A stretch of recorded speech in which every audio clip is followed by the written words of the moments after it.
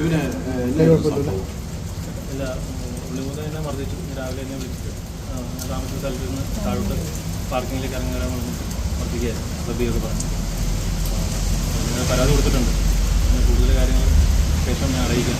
പരാതി കൊടുത്തിട്ടുണ്ട്. ഞാൻ 6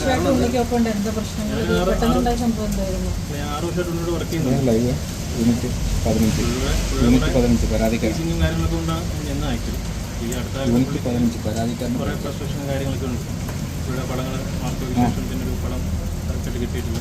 എക്സസൈസ് പരാജയപ്പെട്ടു. പുതിയ പടങ്ങൾ കിട്ടുന്നുണ്ട്.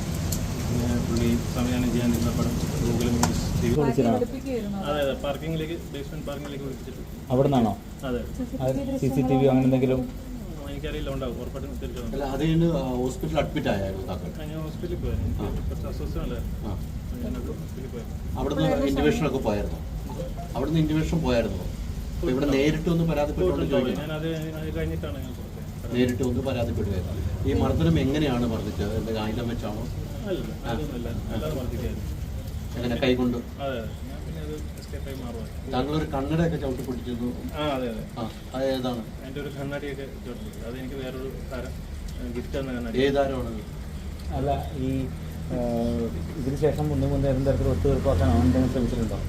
ഇല്ല, ഞാൻ എന്നെ വിളിച്ചിട്ടില്ല. ഞാൻ പിന്നെ സംസാരിക്കും. എനിക്ക് വയ്യ, തീരെ വയ്യ. ഞാൻ രാവിലെ ഇറങ്ങി.